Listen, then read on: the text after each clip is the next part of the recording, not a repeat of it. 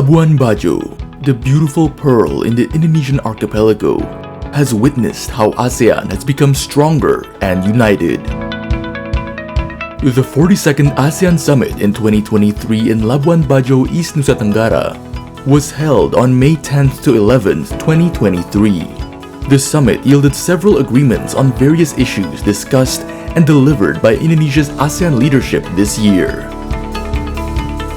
As chair of ASEAN 2023, Indonesia has prepared several issues to be brought up and discussed with leaders of countries in the Southeast Asian region.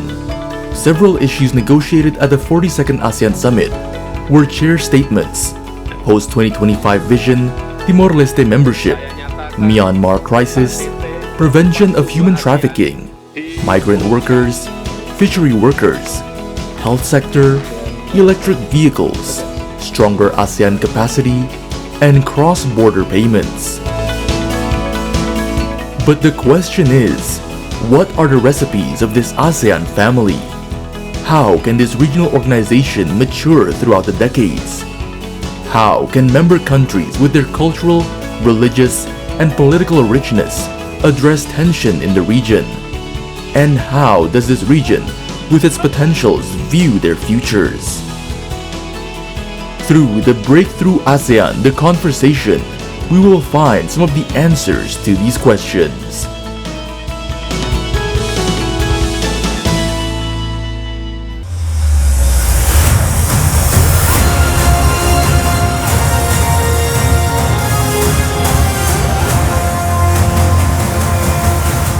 Hi there, Leah. Hi, Paul. So glad to be with you on this very momentous occasion. Same here. You look wonderful, by the way. And you too. Thank you very much. Well, I am very excited because today is such a momentous day. For C Today, it certainly is for me, and I hope it will be for you as well, since today we not only have 1 or 2 or even 3 guests, we have 12 distinguished guests joining us in the studio today. Isn't that wonderful, Paul? Absolutely. So it is indeed a very special day for me as well, and our guests today are no ordinary people. In fact, they are very prominent individuals in the region, since most of them are the permanent representatives to ASEAN from the 10 member countries. So there you go. Well, we certainly cannot wait to meet them, so please do stay with us as we get to know our region a little bit better. See ASEAN, see the world, see today.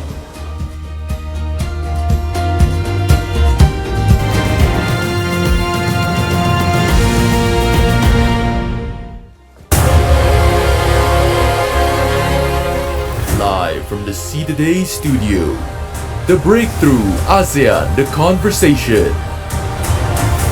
Please welcome your hosts for today, Paul Polelli and Rahma Alia.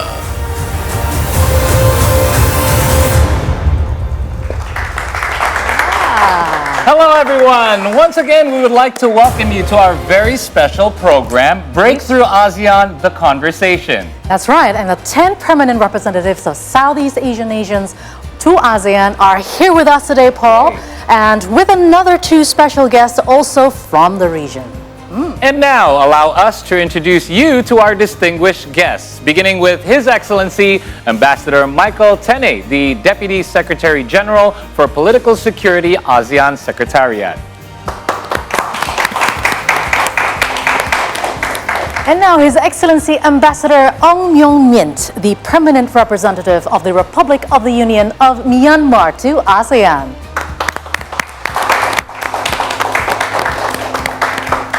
Also joining us, we have His Excellency Ambassador Filomeno de Cruz, the Ambassador of the Democratic Republic of Timor-Leste to the Republic of Indonesia. And now is the turn to introduce Her Excellency Ambassador Jocelyn M. Quintana, the Permanent Representative of the Republic of the Philippines to ASEAN. Next up, we'd like to welcome Her Excellency Ambassador Nur Iza Wong Mi Chu, the Permanent Representative of Malaysia to ASEAN. And next we do also have Her Excellency Ambassador Koh Li Peng, the Permanent Representative of the Republic of Singapore to ASEAN. We'd also like to take this opportunity to welcome His Excellency Ambassador Heng Surut, the permanent representative of the Kingdom of Cambodia to ASEAN.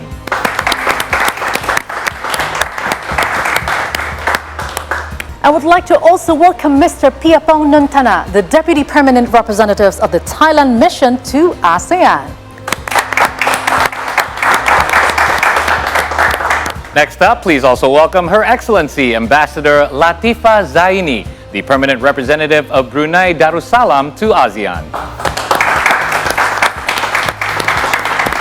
And next, let's introduce Mr. Huang Chang Hai, the Deputy Permanent Representative of the Vietnam Mission to ASEAN.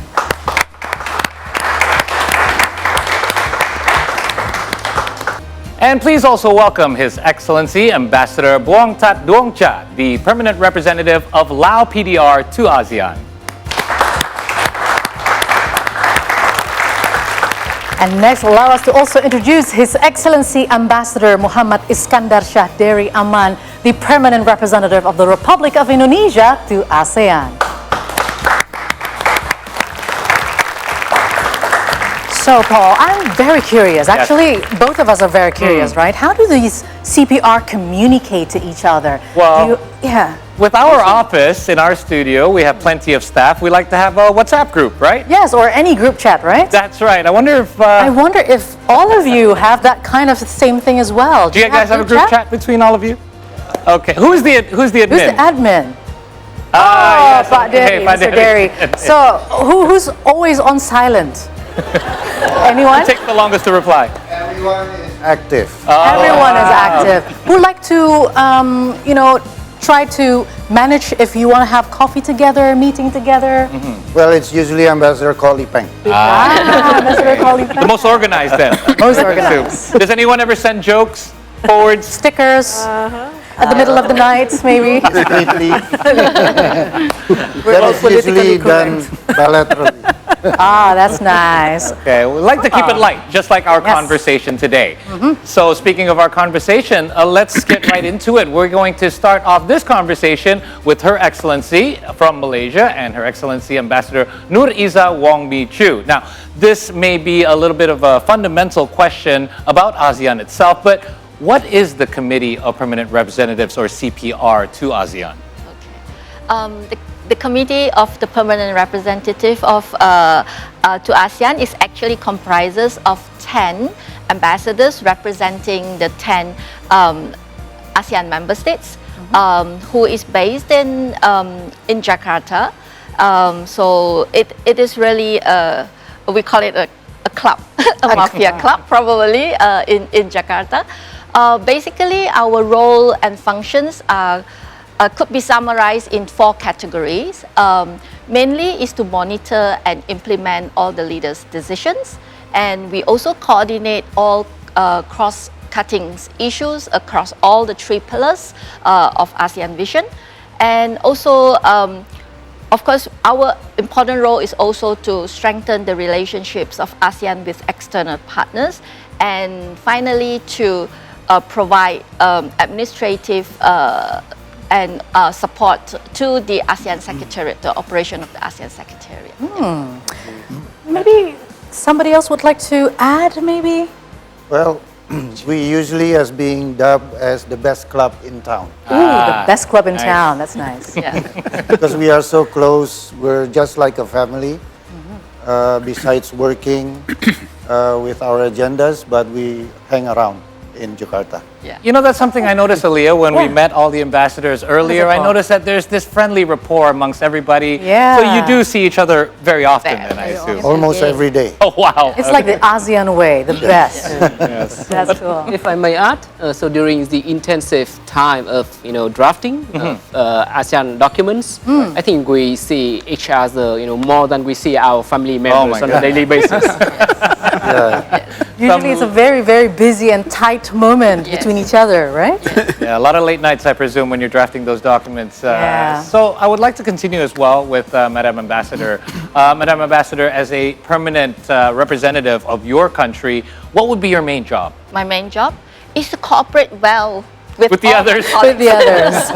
And of course, we also present Malaysia's positions on issues and could coordinate, of course, to reach consensus, to come up with consensus among ASEAN issues, so that we have to negotiate, because when we negotiate with our partners, with people who are cooperating with us, we have to work in one voice, right? So that is basically what we are here for. And of course, like my colleague says, there's just too many interfaces, meetings, and negotiation sessions that we have to do across a lot of sectors, not only with the government agencies, representative from our partners from of other countries, but we also do interfaces with the United Nations every year, I guess annually, and also with the ASEAN Intergovernmental Commission of Human Rights. And occasionally, we also do a lot of engagement with civil societies on issues relating to ASEAN. Wow, that's quite a lot of a main job. I'm afraid some of them haven't even really seen Jakarta in a bit. So no days off. So basically, busy, throughout no the days week. off. Even working weekends, I feel that. All right, so now would like to move to ask His Excellency Ambassador Ang Myong Mint of Myanmar. There are 3 pillars of the ASEAN community, the political, security, economic, and socio-cultural. Can you give a brief explanation about these 3 pillars, Ambassador?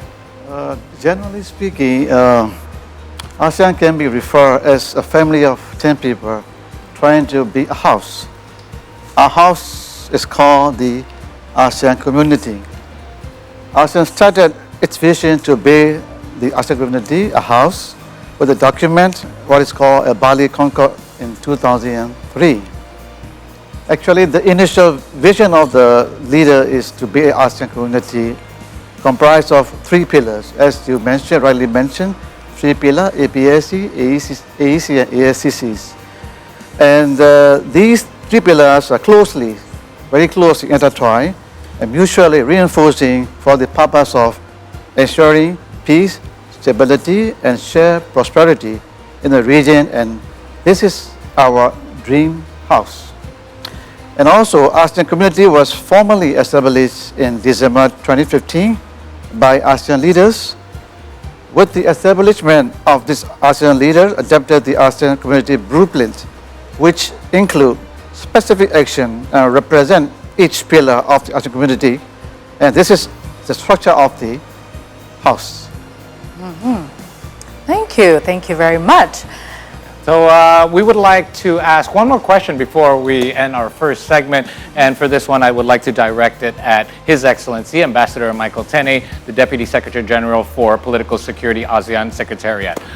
Sir, what are the actual roles and functions of the ASEAN Secretariat, as well as its significance being located right here in the capital of Indonesia, Jakarta?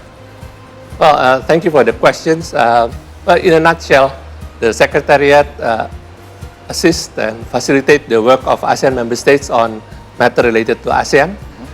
And on top of that, we do whatever task the member states assign to us. But basically, our work mainly consists of facilitating and servicing the various ASEAN meetings. Upon request from member state, we act as a resource person. We prepare papers, research to facilitate member states. We also act as the institutional memory for ASEAN. And like I said earlier, we do all the other things that member state ask us to do. Now, I think the fact that ASEAN Secretariat is located in Jakarta, I think it helps to enhance the profile of Jakarta. We have 95 ambassadors from various countries in the world that are accredited to ASEAN. And among them, we have the, of course, the 10 ASEAN member states plus 11 dialogue partners of ASEAN who has a separate dedicated mission dedicated to ASEAN, separate from their bilateral mission to Indonesia. That is why some people also name Jakarta as the diplomatic capital city of ASEAN. Hey, that makes perfect Good sense. one for Jakarta. And I think I've just figured out who the admin of the group is. Yes, just figured out. The enabler. Indeed. Indeed. All right, so that last Yes. question brings us to the end of this our segment. first segment, right? Yeah. But we will take a short break. However, Breakthrough ASEAN, the conversation will return shortly. So please, everyone, stay right here only on the Sea Today.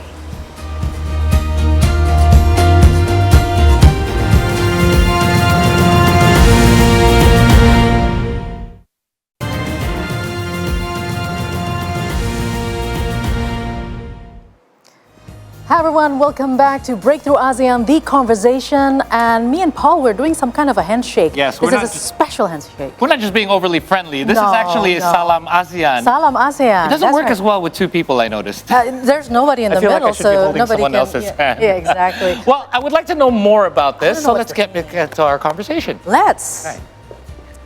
So perhaps we can ask our ambassadors the meaning behind Salam the ASEAN. handshake, the Salam ASEAN, what does it mean? Well, I guess it reflects the unity The unity. and the closeness of ASEAN members. And it has to be right hand over the left hand. Otherwise, you're just going to mix everything up. I did. Otherwise, it Because won't I've look heard uniform. some people did that. To look Okay. good. I noticed that it's always in the same order as well. And Yes. all of your pictures, you're all in this exact order. So you already know exactly whose hand you've got to look for on the left and the right. Makes it easier, right? That's true, alphabetic. So now, let's continue with the questions since we want to have a deep conversation with these ASEAN permanent representatives and also bilateral ambassador and from ASEAN Secretariat. So now we'll direct our attention to Mr. Huang Chang Hai of Vietnam. So since the establishment of ASEAN in 1967, what do you think is the most challenging issue ever faced by ASEAN, and how did ASEAN overcome this issue? Thank you for the question. I think it's a challenging one, but I guess luckily Indonesia has come to my rescue with this year's theme, ASEAN Matters, Epicentrum of Growth. I think there is one single major challenge that ASEAN has been facing since its establishment, and that is summarized in the theme of this year's chairmanship. It's ASEAN Matters. That is only one single challenge, but it has many different manifestations through different period and in different contexts. So after the Cold War, there was the ASEAN 6, and ASEAN needed to matter so that the remaining Southeast Asian member states felt the urgent need to join the association. And eventually in 1995, 1997, and 1999, the remaining 4 countries decided to join ASEAN. And that's where ASEAN succeeded in attracting the rest of the region to join. And that was the first challenge, I guess. And it didn't stop there. And after ASEAN became ASEAN 10, it was a full-fledged ASEAN. But I think ASEAN needed to matter to the whole region, not within themselves. And I think ASEAN needed to be a force to be reckoned with in the region. And in 1999, if I'm not mistaken, the ASEAN Plus 3 Summit was established and followed by the East Asia Summit in 2005. So those events marked the regional recognition of ASEAN as a respectable regional organization. And it didn't stop there either, because ASEAN couldn't be a platform of politicians only. It needed to matter to its own citizens, and that's where the ASEAN Charter came in. It was established in 2008 and followed with the ASEAN vision of community to 2025. So that's how ASEAN managed to matter to the more than 600 million peoples of the region. And like I said, it didn't stop there either. ASEAN needed to matter even more and in a specific way. So that's where the concept of ASEAN centrality was brought in, because ASEAN couldn't be a guest in its own home. It has to be in the driving seat with the geopolitical changes in the region, in the world. And that's why we have the ASEAN centrality. And I think maintaining ASEAN's centrality has been the biggest external challenge that ASEAN has been facing. And again, it comes back to the idea of ASEAN Matters. And recently, as we all see, with the COVID-19 and with the increasing geopolitical tension, and coupled with the economic crisis at the regional and global level, I think the idea of ASEAN Matters has taken a new dimension. So internally, ASEAN needed to upgrade itself to be able to be more responsive and more resilient, to be able to cope with the new challenges that ASEAN is facing. Yeah. And ASEAN is working on a further vision. I think it's the vision beyond 2025. Yeah. That's internally speaking, and externally speaking, ASEAN needed to matter even more when it has to be the epicentrum of growth. It's the second part of the theme this year, and so that it can be the locomotive that leads the post-pandemic recovery for the region, and to maintain its stature in the regional and global stage. So in summary, I think ASEAN Matters is a perpetual question, and it will have ever-changing manifestation, and ASEAN's quest to address that question will be a never-ending one, but nevertheless a great one to be embraced by ASEAN as a whole and as a community. Thank you. All right, so that's kind of a very long answer, but I understand, since you are a very solid team, so one answer represents the others. Absolutely. And strength in numbers, right? Strength in 10 numbers. is better than 6. And you know what's even better than 10? 11. 11. But I'm getting ahead of myself here. We do also have Ambassador Buongtat Duongcha of Lao PDR. So would you like to add something in regards to this as well? Perhaps a different sort of challenge that you think that ASEAN has faced? Thank you very much for your question. I also share the view with Hai from Vietnam. I can say that the ASEAN encounter a number of challenges in different levels. So I think that in addressing the challenge, the ASEAN Chairmanship plays very important role to address these challenges. In each year, ASEAN Chairmanship will come up with its theme, symbol, as well as priority and deliverable. So the both challenges, in my view, that I would like to focus on the ASEAN development gap, as well as the ASEAN integration process, which are both remain important, as well as a challenge for building the ASEAN community as a whole. The reason why, because ASEAN composed as 10 ASEAN member states, plus Timor-Leste as the observer, where their internal development status are in different levels, and lead to the overall inequality development among ASEANs. In this regard, ASEAN has led a very active effort in narrowing the development gap through the implementation of the IAI, we call Initiative for ASEAN Integration, since 2000, starts from Work Plan 1 to Work Plan 4 nowadays, as well as the important for the implementation of the Master Plan of ASEAN Connectivity 2025. So these efforts is among the core elements in the ASEAN community for post-2025 vision and beyond. So I would, last but not least, I would like to take this opportunity to express our sincere thanks to our development partner and other external partners to support the implementation of IAI and Impact 2025. Thank you, sir. Thank you. So Paul, I'm just guessing, if you have a pressing matter and you want to talk it over the chat group, and we guess that the ASEC will be the admin, but when the ASEC is busy, somebody else must be, tickling others so that the party must be merrier. Anybody helping as an admin other than the ASEC? Well, ASEAN No, actually, the usually the chair- ASEAN is member states from Indonesia in the case. Just, I think this reflects the fact that ASEAN is a member-driven organization. Collectively, absolutely. Collectively. All right.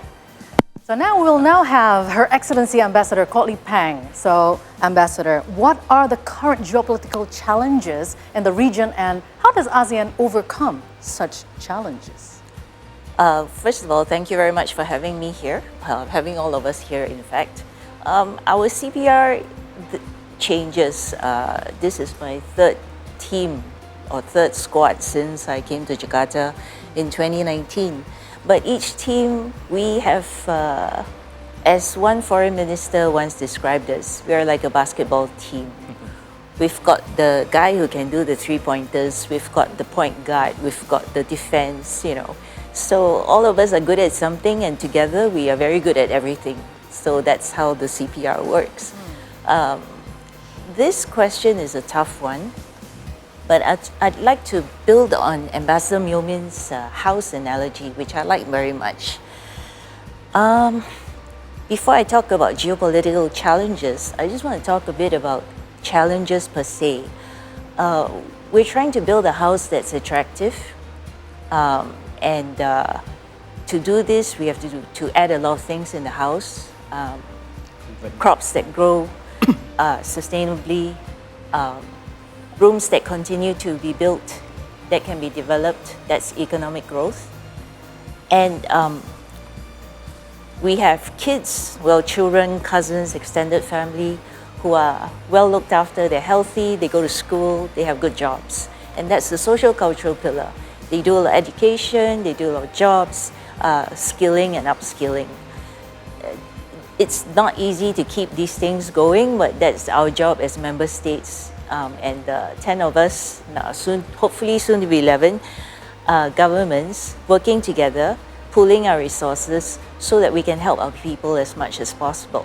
That's an ongoing challenge. We have to spend a lot of energy making sure that the house is stable, the house is sound. Once in a while there will be issues within some rooms, which we are experiencing today. And as a family, we pitch in, we try to find solutions so that everybody is okay, you know, so that our region is stable and peaceful. If our house is attractive, we're going to have guests, and these are our partners. Our house has doors because we live in an area that's very disaster prone, natural disaster prone, so we need shelter. But our doors do not have locks. So we are very open, very inclusive house and region. Our guests and our friends drop by all the time, invited and uninvited. And some of our friends, unfortunately, are not on very good terms today. And these are particularly important friends of ASEAN. So what ASEAN is trying to do, mindful of our own limitations, is to ask our friends, please stay friends. We can't afford you to be on bad terms. Yeah, when you're on bad terms, the rest of us feel very worried, and it's not good for our region. We would like us to stay peaceful and stable. We're still trying to recover from the COVID-19 pandemic, and it's important for us to focus on that rather than the differences that may divide our friends. So I think that's my way of saying what are the key challenges that ASEAN is facing today.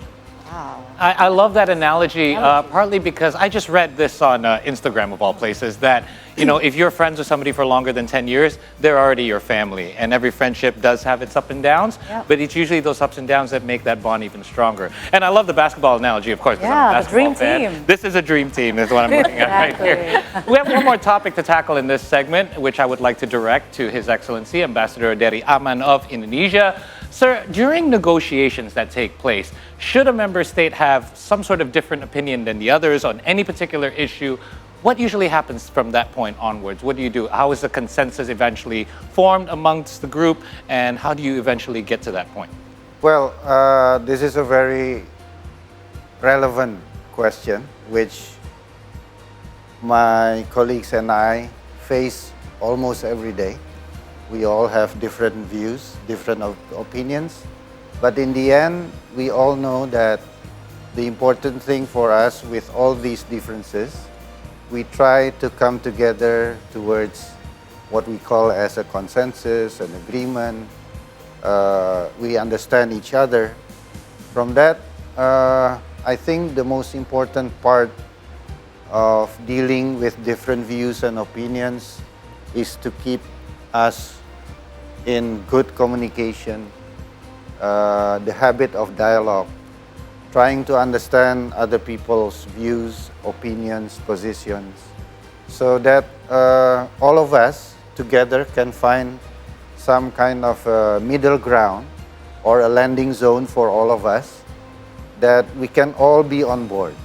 So different kind of ways that we do, whether it's formally in a meeting or informally, we talk to each other. If, let's say, the difficult position is in a certain member state, then sometimes the chair has to approach this individual or a number of countries. So the important thing, I think, it's about communication, about dialogues, and about we are open to listen to others, trying to understand what is really the concern, and trying to find those gaps to be closer. And as I've said before, the CPR, with all the analogy that have been put forward, we have listened together.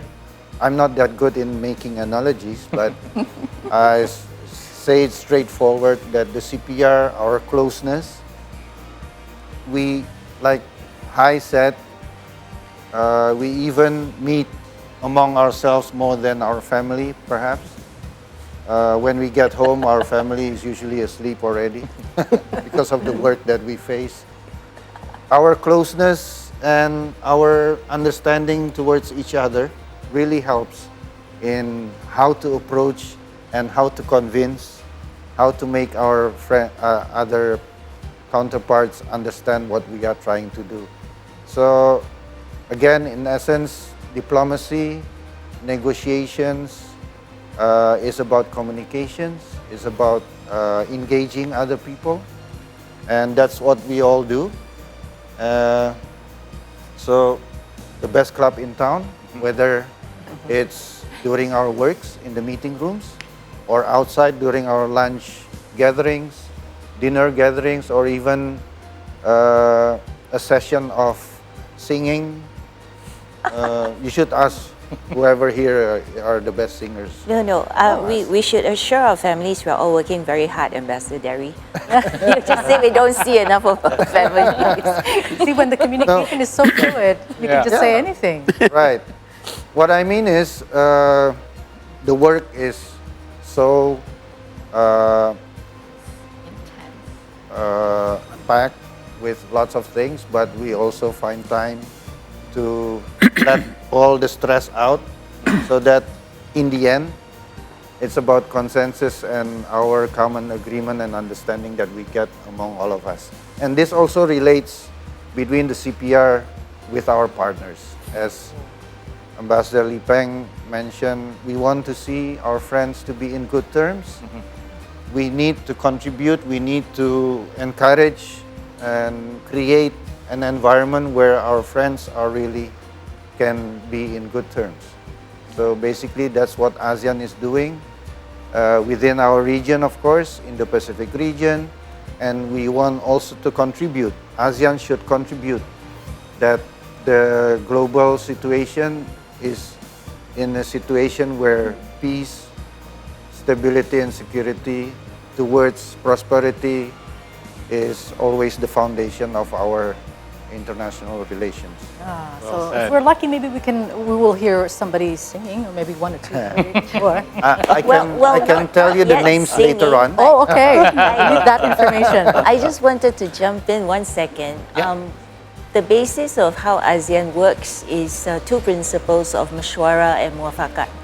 And this was baked into our DNA from the start, since 1967, because the best way to understand each other is to consult, mushwara. And then when everybody agrees to a decision, that's mufakat. So consensus-based decision-making is very important to ASEAN. It's a basis of how we work.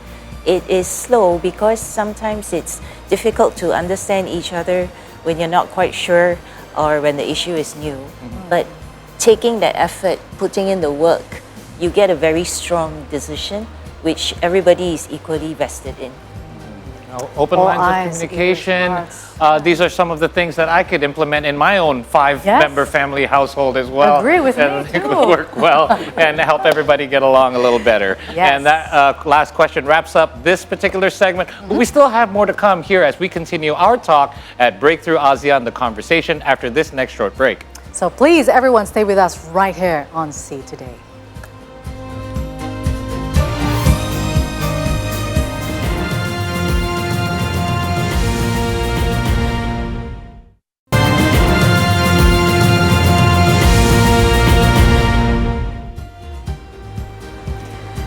Welcome back, everyone, to our special program, Breakthrough ASEAN, the conversation. Paul, I'm so glad that the restrictions are lifted, pandemic is over. Now it's time for me to have some holidays. Oh, wow, yes. Traveling is back in a full way, especially here in the Southeast Asian region. So I would like to ask you now, do you have a bucket list of ASEAN countries and places that perhaps you would like to visit throughout the region?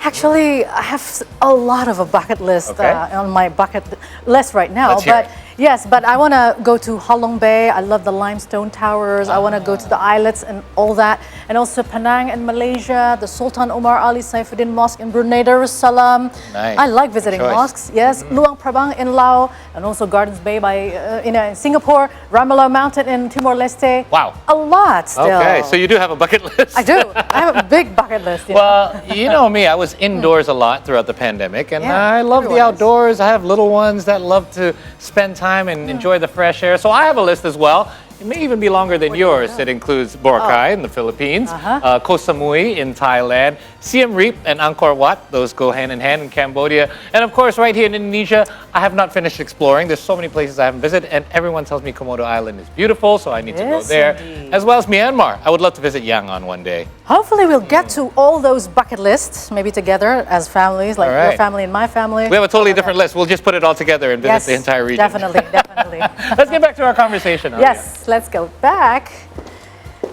And we would like to begin this segment with a question for Her Excellency, Ambassador Latifa Zaini of Brunei Darussalam. I would like to ask you, Your Excellency, how does ASEAN prepare itself for the next global crisis scene as we were taken off guard by COVID-19? What if an economic crisis or another pandemic happens? As you know, that ASEAN in the past has experienced various challenges. We had the H1N1, SARS, financial meltdown, and food and energy crisis. So through this crisis, ASEAN has always come together. So we have set up different mechanisms and initiatives across the three ASEAN community pillars. So all these efforts are to ensure that the well-being of our people are being taken care of, for them to be prepared for what comes next and to overcome any future challenges. So just to name a few, we have developed the Chiang Mai Initiative, Multilateralization. In short, we call it CMIM. So this was established to address the region's financial difficulties during the financial crisis back in 1997 to 1998. We have established the AHA Center and the ASEAN Militaries Ready Group on Humanitarian Assistance and Disaster Relief to assist ASEAN member states with disaster relief. We have the ASEAN Plus 3 Emergency Rice Reserve to manage food crisis. And even during the pandemic, we have established a number of initiatives. We have the COVID-19 ASEAN Response Fund, ASEAN Regional Reserve on medical supplies, and ASEAN Comprehensive Recovery Framework. So all these initiatives not only established for the purpose of the COVID-19 pandemic, but also to address any future health emergencies. Since the pandemic, I think ASEAN has also realized that it's not just about the health crisis, It also impacted other sectors from supply chain, economic activities, aviation industry, tourism, and even education sector. So ASEAN, since then, has been trying to improve its existing mechanism to ensure that ASEAN is well prepared for future challenges. So this is being done through an approach we call the ASEAN Shield.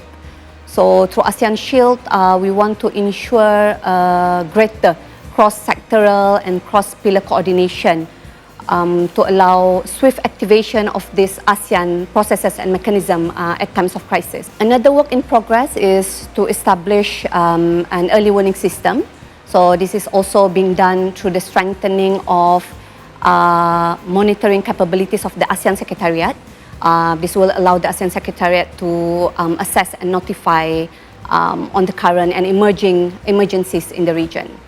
And of course, we cannot lose sight of the climate emergency around us. So the issue of climate change is a priority for ASEAN. So ASEAN is also in the midst of establishing the ASEAN Center for Climate Change in Brunei. It will serve as a center for coordination and cooperation among ASEAN member states. Will be a knowledge hub to obtain data and statistics related to climate change, and of course to provide policy recommendation. So we hope that through this center, ASEAN will be able to work closely with our external partners to address this important issue. So these are just some of the initiatives that ASEAN has to address any future global crisis.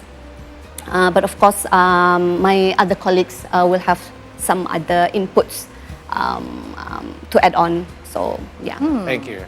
Yes, we have to be really well prepared to have a global crisis. Heaven forbid, Yeah, but heaven we need to forbid. be prepared. You're That's right. right. So, therefore, I would like to now ask Mr. Piapong Nontana from Thailand. Would you like to add, is there anything prepared for the next crisis hitting this region? Thank you very much. As you have heard from Ambassador Latifa, ASEAN has an impressive track record of emerging from crisis stronger and better prepared for future disaster. On public health emergencies, I wish to highlight another major achievement of ASEAN in addressing future health hazards. This is the establishment of the ASEAN Center for Public Health Emergencies and Emerging Disease, or ACFID.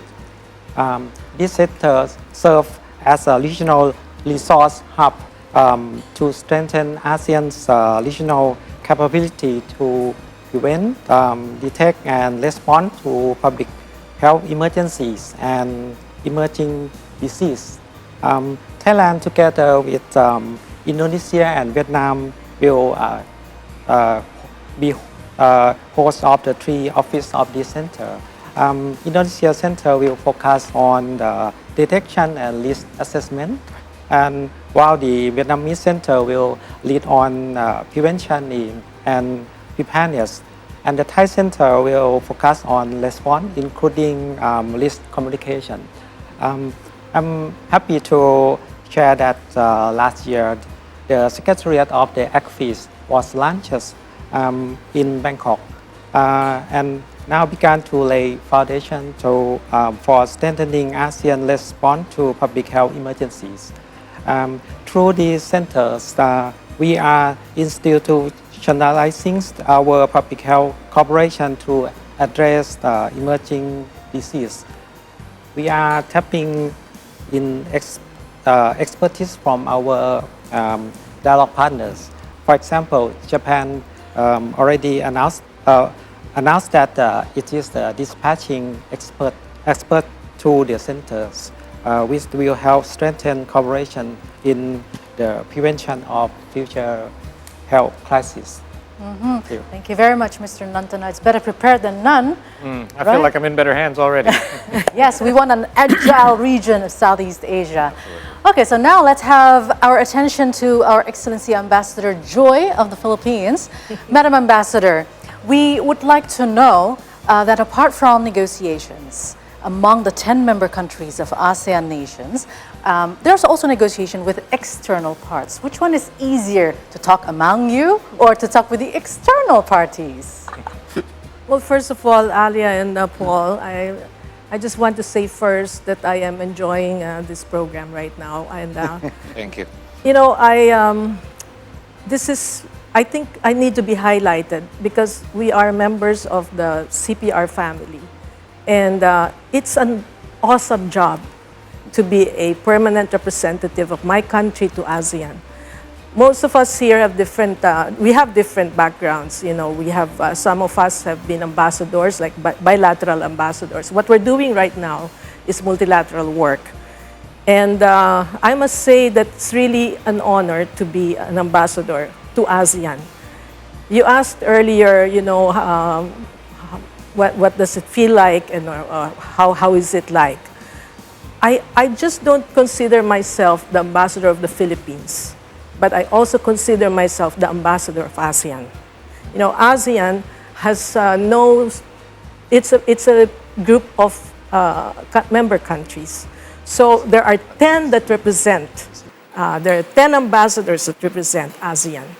So I tell my young colleagues, you know, this is such a position of honor, and I just don't want us to forget about the dream that ASEAN was in 1967 when it started. So you talk about challenges. Challenges, you know, when you have 10 member countries, what can you expect? Different backgrounds, different economic status, different political, economic and social cultural backgrounds in effect. And so the decision-making process in ASEAN is consensus-based. So it would depend on how we find consensus among each other.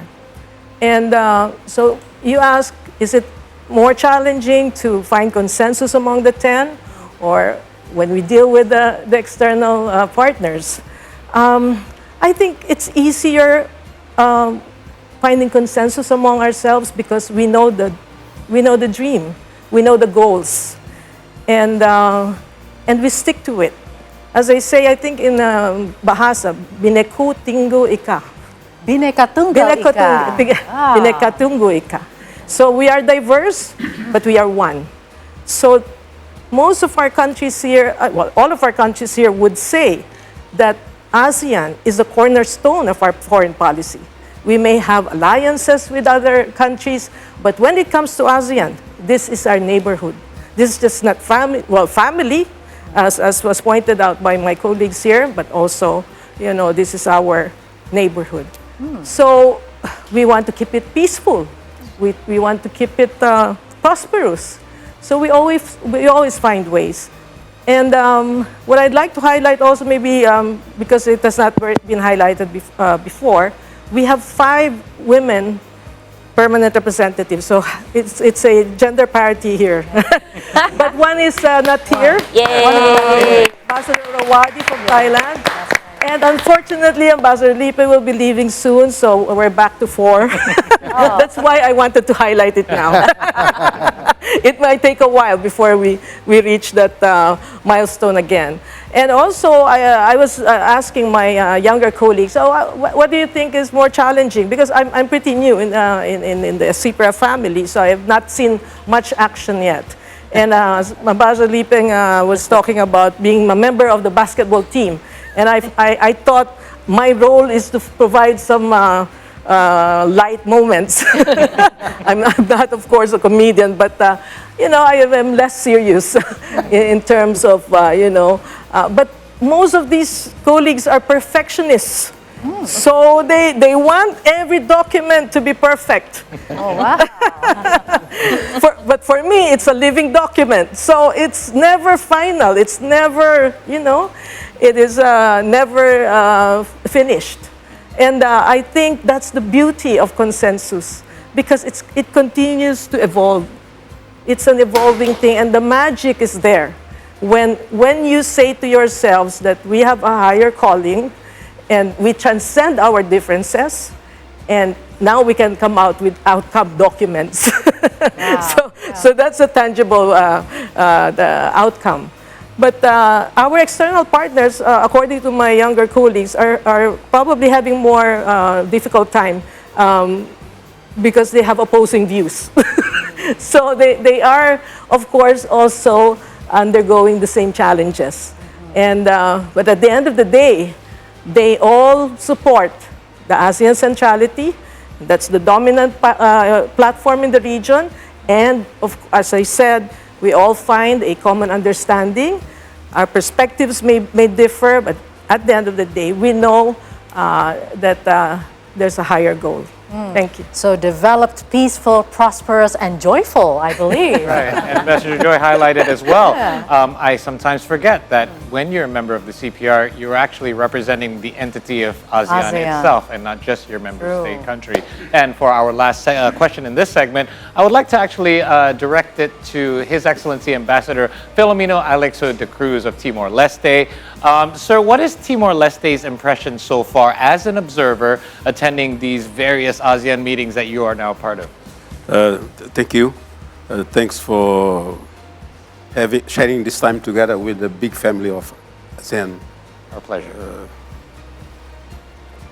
Great and a fantastic regional institution to serve ASEAN itself and serve the world.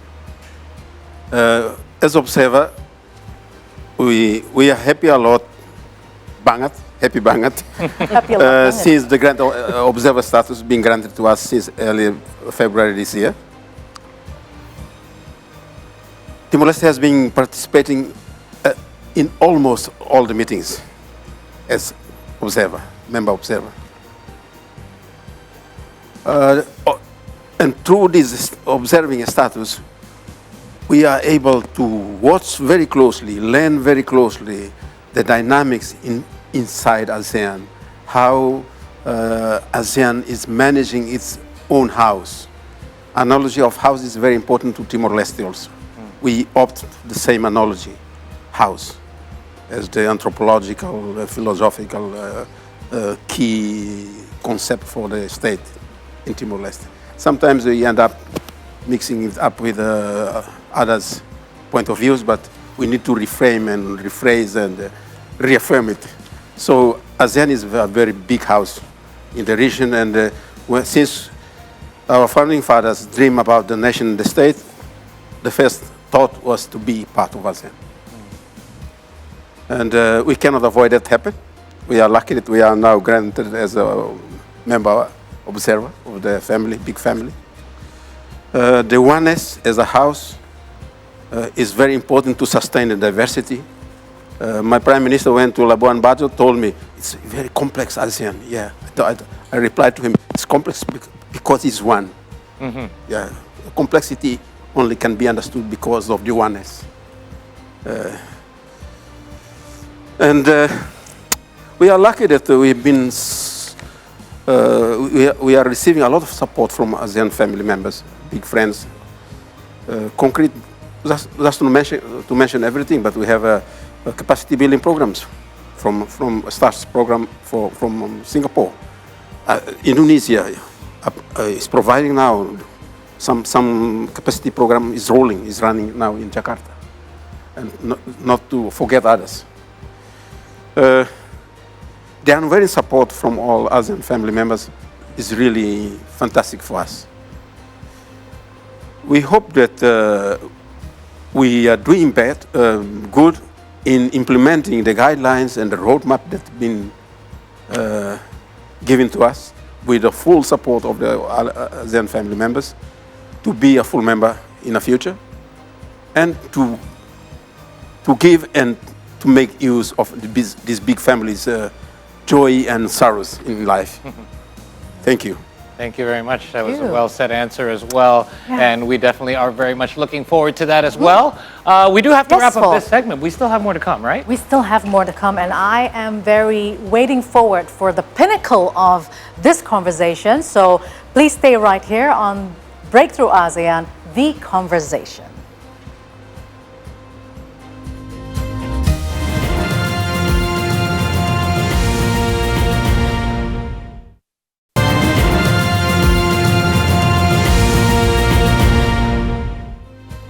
Welcome back, everyone. everyone, to Break Through ASEAN, the conversation, and we have come to the final segment. I still have a lot of questions, Indeed. but I'm surprised, Paul, because they're so nice to talk to. Yeah, that's right. We could carry on this conversation forever. Yes, exactly. However, we are on limited time. Plus, speaking of surprises, we do have a surprise for all our guests here and for our viewers as well. But before we get to that, as you mentioned, we do have some more questions to get to. So why don't we get to it? Let's get to it.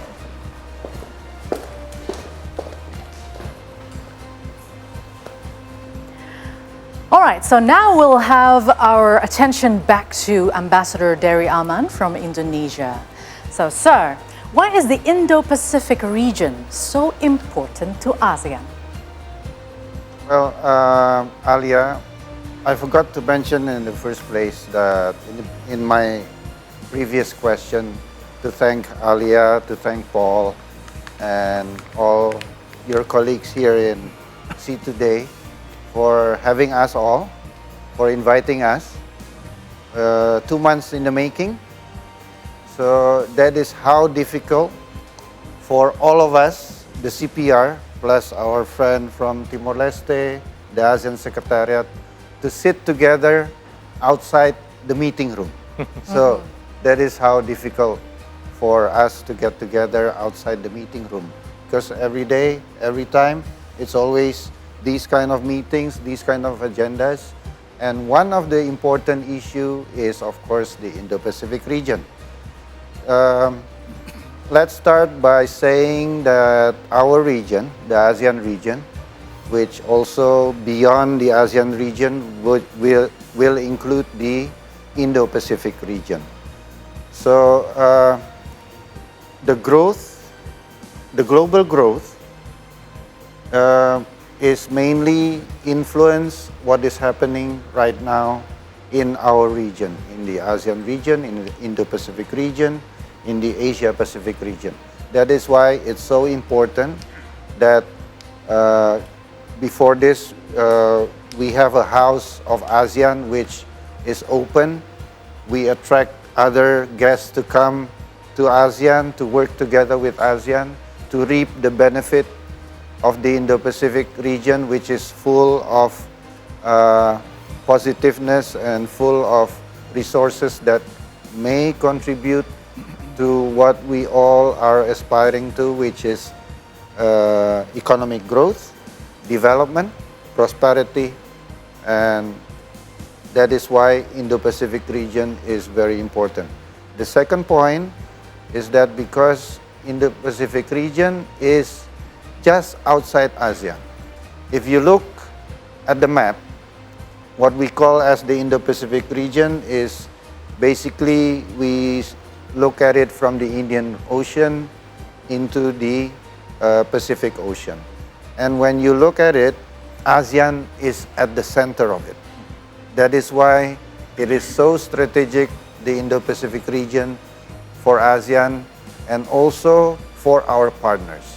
So that is why we came up in 2019 with the ASEAN Outlook on the Indo-Pacific, which is an Indonesian initiative fully supported by all ASEAN member states, so that it is called the ASEAN Outlook in the Indo-Pacific, which basically, in practical terms, is ASEAN's invitation to our partners to work together with ASEAN in the Indo-Pacific region towards a mutual beneficial cooperation, practical cooperation, projects on 4 priority areas: maritime cooperation, connectivity, sustainable development goals, economic cooperation, and other possible cooperation. That is why for ASEAN, not only for ASEAN, ASEAN and our partners, the Indo-Pacific region is so strategic and so relevant, where people would like to cooperate together with ASEAN in the Indo-Pacific region. The third point, the last point, if I may just emphasize that ASEAN sees the Indo-Pacific region as a region for cooperation and collaboration. Instead of rivalry, instead of competition which may affect negatively towards the region. So we are avoiding that.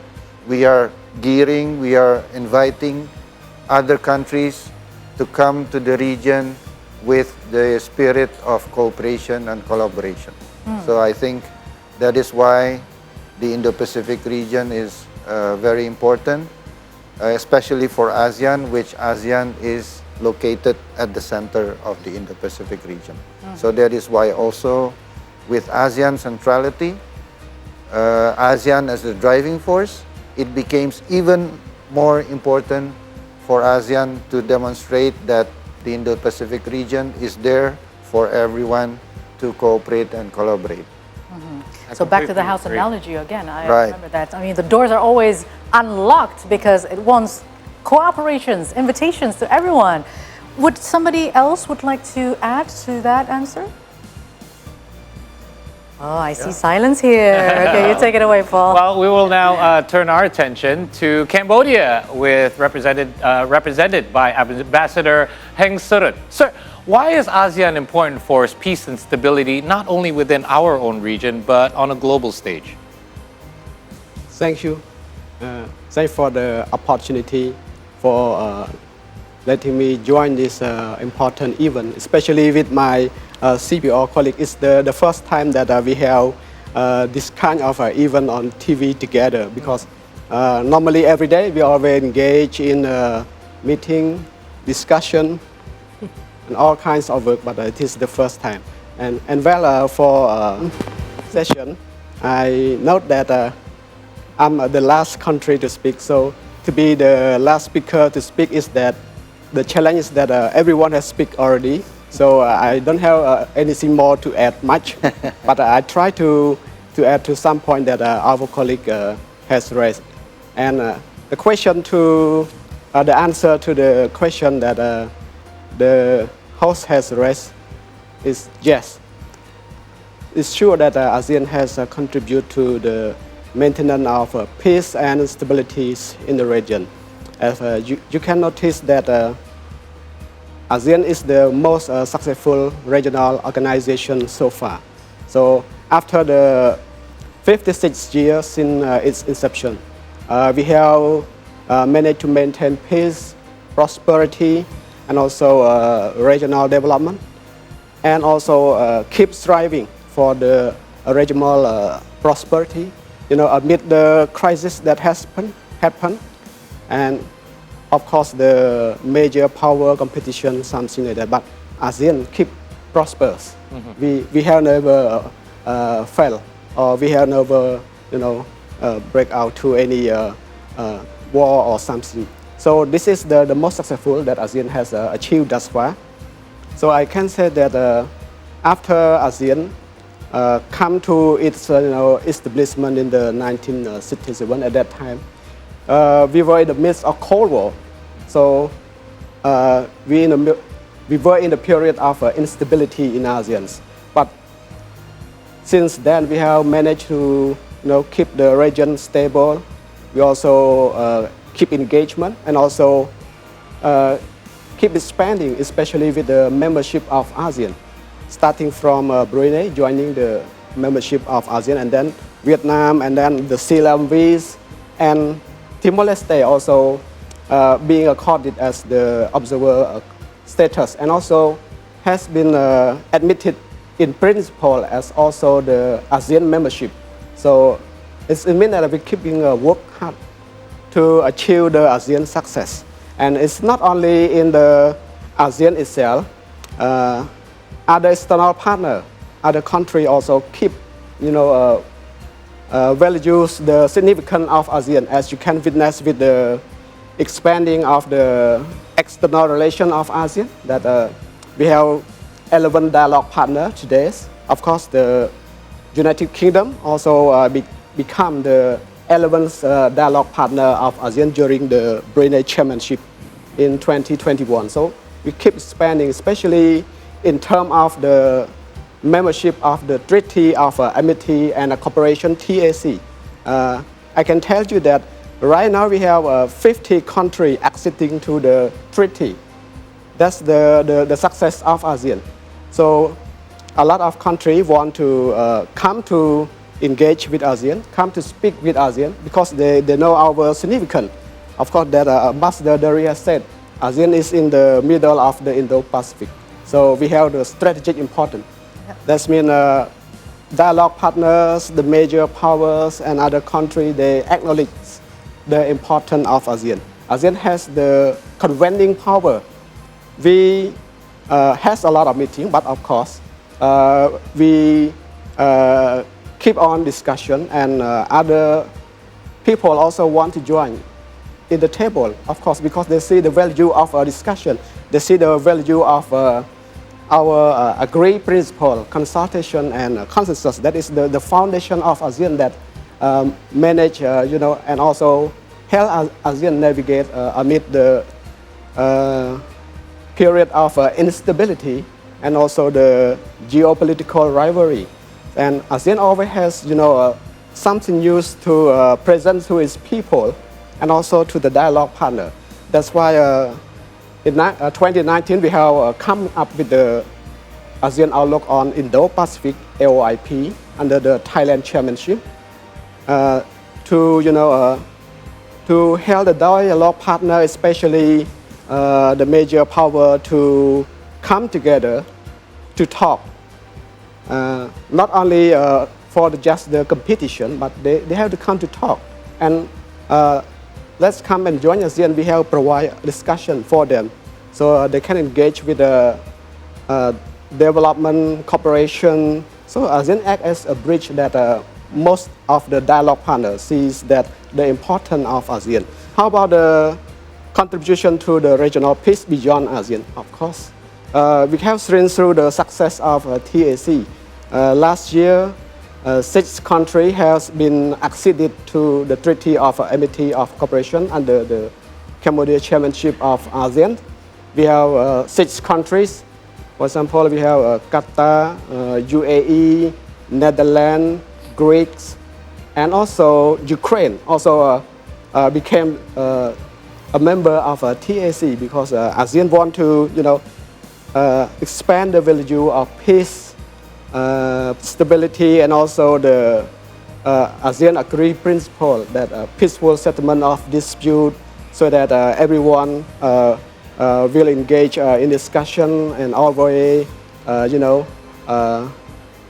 work together to solve the difference peacefully in accordance with the principle of international law, something like that. So this is the important contribution that ASEAN has made. So if we can talk about something in the region, especially in terms of the South China Sea issue, ASEAN also managed to maintain peace and stability with China as well. Starting from the signing of the Declaration on the Conduct of Party in the South China Sea in 2002 during the first Cambodia chairmanship of ASEAN.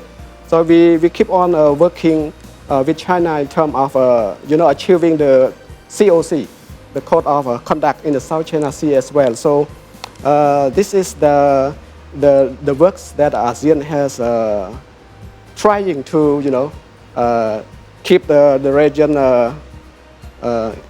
stable and also strengthen the maintaining of peace and stability with our dialogue partner. Thank you, Ambassador Surat. As he was answering this question, I realized how redundant my question was, because in the decades of existence of ASEAN, one of the best things about it is peace and stability, and using that as an example for countries outside the region to perhaps take note. You live beside each other and we're all getting along as best as we can and continue open communications. Hey, we all have neighbors. We don't necessarily get along with them, but in this case, we do. Yes, and we always talk it out and agree on something. That's why they never get away from the meeting rooms. That's why they love their meetings. Yes, that's right. All right, so now finally we have Ambassador Bowontat Duang Chek Thau of Lao PDR. Sir, so how do you build, sir, and maintain a sense of we feeling among the members? Thank you for the second opportunity. In order to respond to your question, please allow me to give the background information as well as the role and responsibility of our CPR. CPR is short for the Committee of Permanent Representative, as was established in 2009 following the entry into force of ASEAN Charter in 2008. Our CPR is continue to discharge its role and responsibility that cover many issues and multiple the level of ASEAN structure in line with the ASEAN Charter and in terms of reference. The CPR plays very important role of formulation of various ASEAN guidelines based on instruction from ASEAN Summit, ASEAN Foreign Minister meeting, engage with, actively with the stakeholder, both in internal and external. In ASEAN, in Jakarta channel, we, all of us, CPR, have a chance to engage with our other external partner, particularly with ambassador, 11 ambassador of the dialogue partner, 6 ambassador of the sectoral dialogue partner, and 4 ambassador of development partner and other partner in Jakarta. Is very important for us.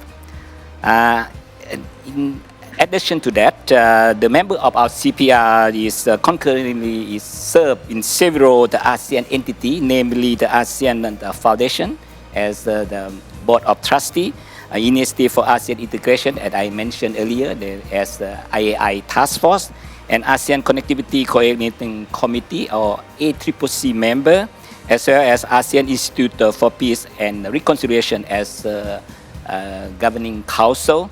That's our responsibility.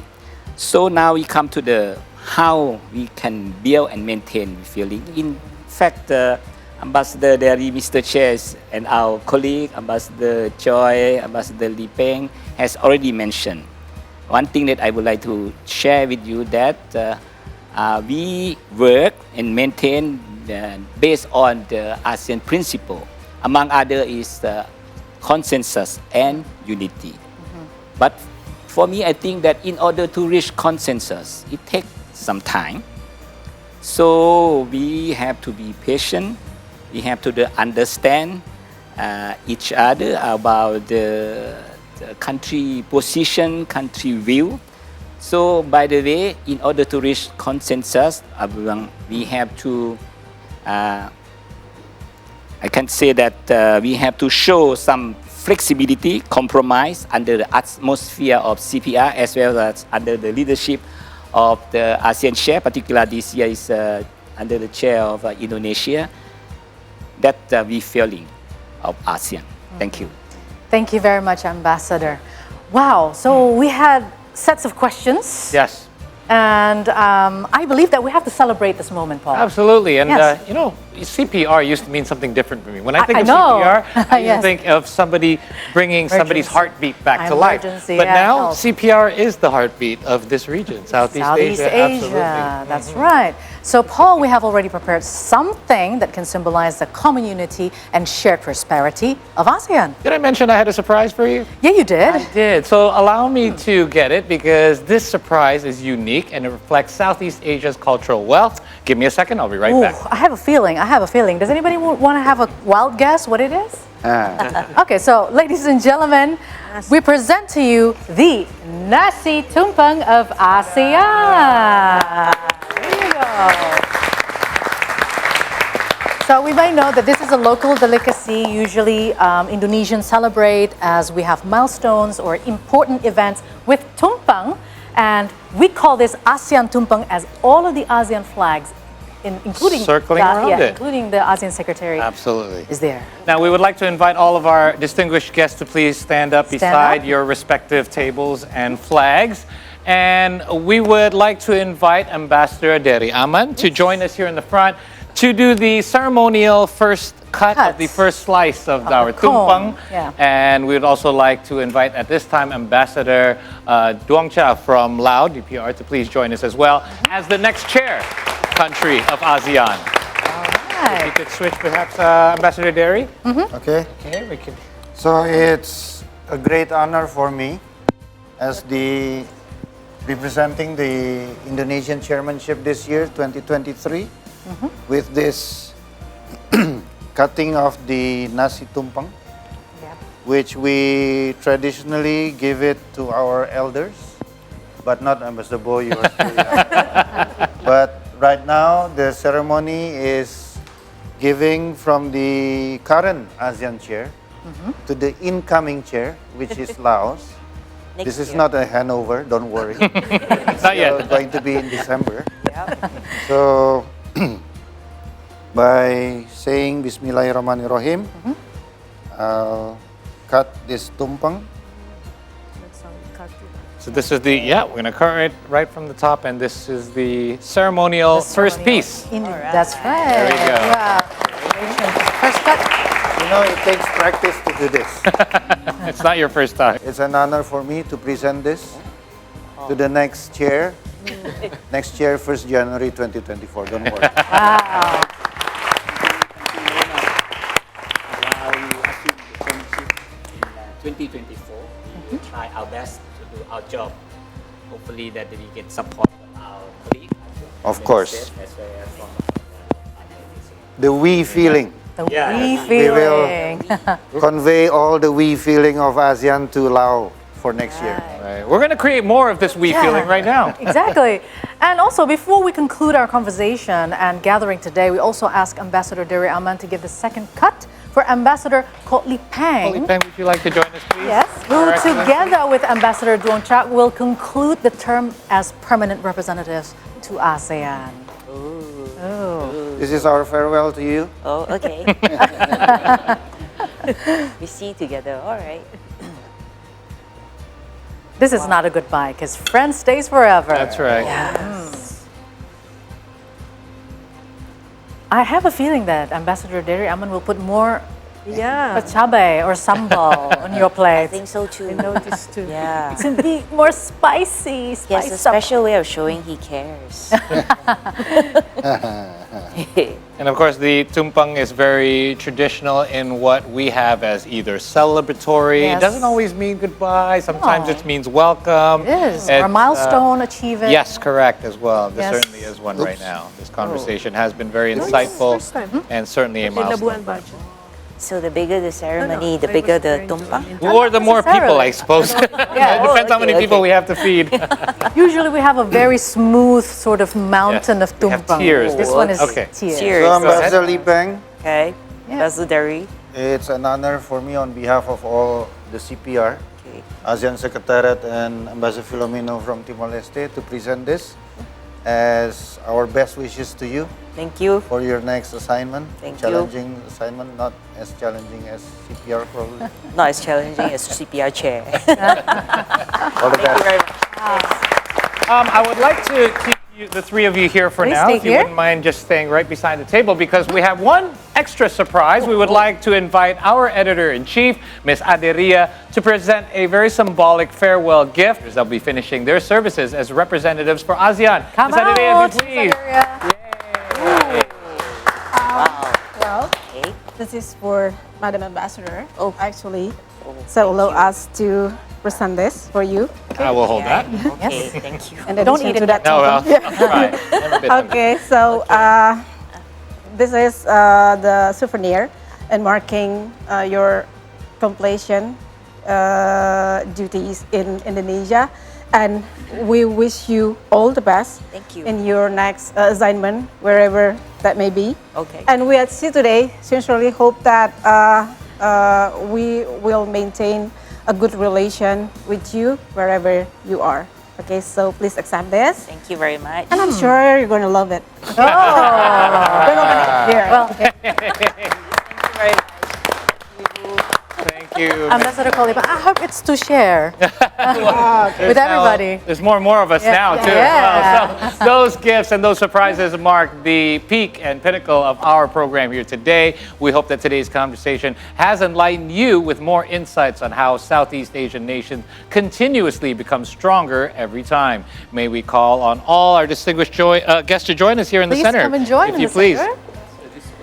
And we do also hope that these ceremonies shared prosperity and common understanding among the countries as well as the people of Southeast Asia will always be found in the hearts of the people of this region. Indeed, and allow us to one more time extend our deepest appreciation to all of our distinguished guests here today. We hope that each and every one of you gets to catch up with us again at some point in the near future. Should we be in the chat Paul group? Palelli. My name is Ramalia. See ASEAN, See the world, see today.